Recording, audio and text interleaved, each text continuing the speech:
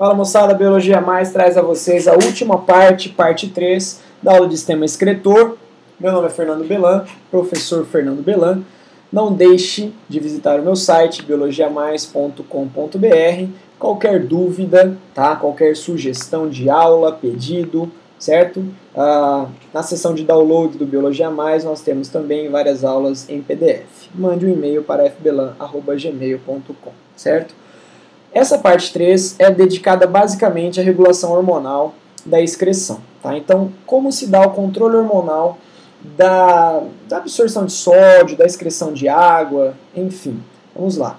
Começamos o seguinte: o aumento de sódio no sangue, tá, vai estimular o seu hipotálamo. O hipotálamo é o centro da sede do nosso organismo. Tá? Então, lá no hipotálamo vai ter sensores, células que vão detectar se o seu sangue está concentrado ou se ele está diluído. Se ele estiver concentrado, significa que tem pouca água e por isso você vai estar com sede. Tá? Se ele estiver diluído, quer dizer que tem muita água, então você não vai ter sede. Ok?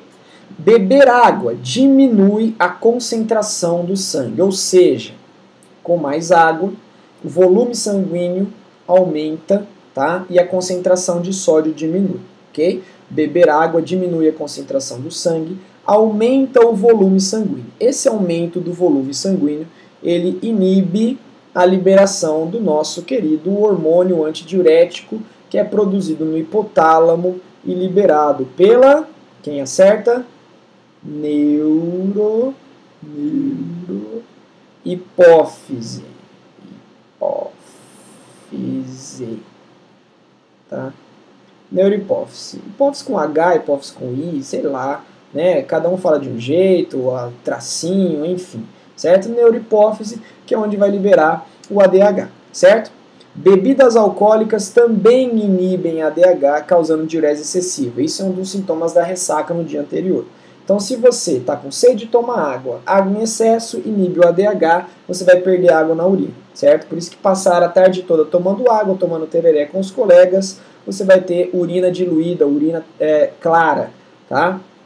Inibir o ADH, ok? Porque você está com excesso. Tomando bebida alcoólica, o álcool também vai inibir o ADH e, consequentemente, a pessoa vai eliminar mais água do que ela ingeriu, provavelmente provocando desidratação e ressaca no dia anterior, tá? Muitos medicamentos, eles têm o poder de diurético, ou seja, eles bloqueiam o ADH e fazem com que a pessoa elimine muita água. Em muitos casos, eles são considerados medicamentos dopantes. Por quê? Porque ele pode aumentar o volume urinário. Ele pode mascarar substâncias dopantes, tá? O cara pode ingerir testosterona ou outro tipo de medicamento que é proibido. Ele pode tomar o diurético. Aumentando o volume de urina, ele vai eliminar esse diurético mais rapidamente do organismo. Então, se detectado diurético, é considerado doping porque ele vai mascarar o uso de substâncias proibidas. Tá? E ele também pode ser usado diretamente por atletas que precisam perder peso, como atletas que lutam em categorias, como judô, como UFC, tá? Como boxeadores. Então, ciclistas também pode estar relacionado com o uso do diurético. Tá? Então, várias outras modalidades, medicamentos diuréticos são proibidos. E aqui eu montei um esqueminha bem didático, certo? Para a gente tentar entender como é que funciona o controle hormonal. Aqui eu tenho sangue com pouca água, ou seja, eu estou com muita sede, certo? Esse sangue com pouca água vai lá na hipófise, certo? Vai no hipotálamo e faz a liberação do ADH. Esse ADH tem por função reabsorver água nos túbulos renais. Então, estimula a reabsorção de água. Reabsorvendo água, o sangue passa a ter muita água, muito volume de água. Quando vai para a hipófise, ela vai inibir o ADH. Tá? Então, este ADH que está aqui, certo? Este ADH que está aqui, ele vai passar a ser inibido, bloqueado o ADH. Ok? Tudo bem.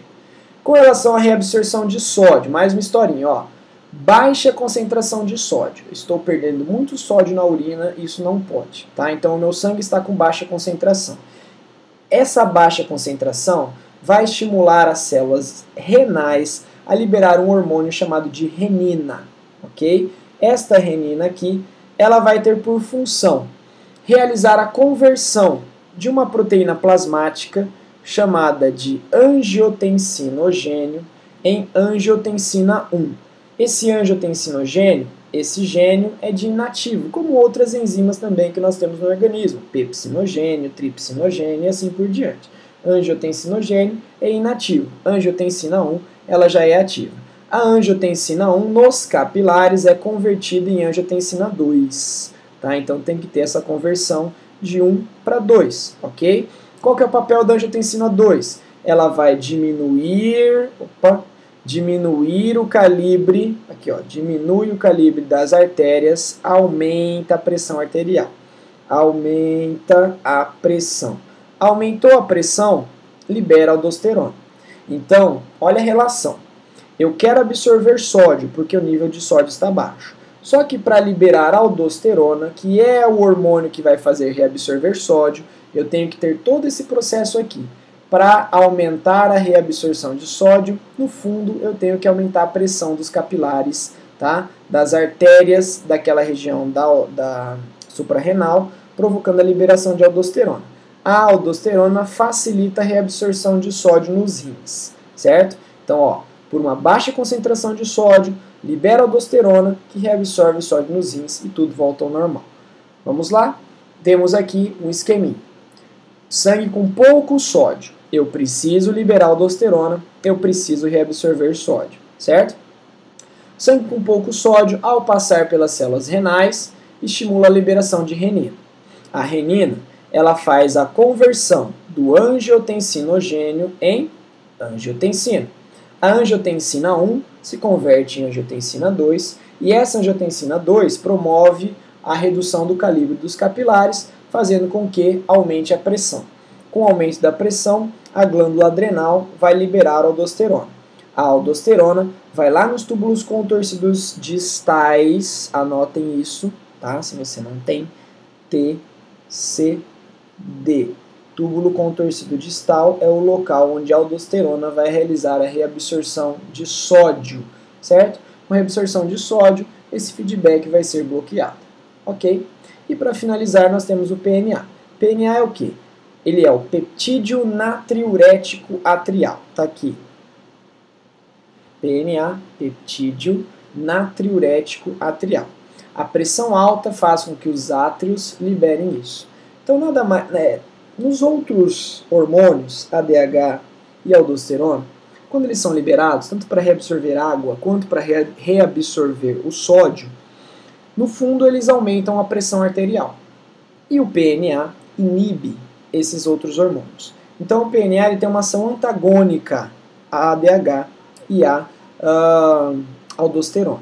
Enquanto a ADH e a aldosterona aumentam a pressão, o PNA diminui a pressão, certo? Ó, PNA inibe renina, que é o comecinho da conversão de angiotensinogênio em angiotensina, angiotensina 1 e angiotensina 2, que libera a aldosterona, inibe a aldosterona também, inibe a ADH. Consequentemente, o aumento da excreção de sódio e água pela urina diminui a pressão arterial. Parece mágica, mas não é.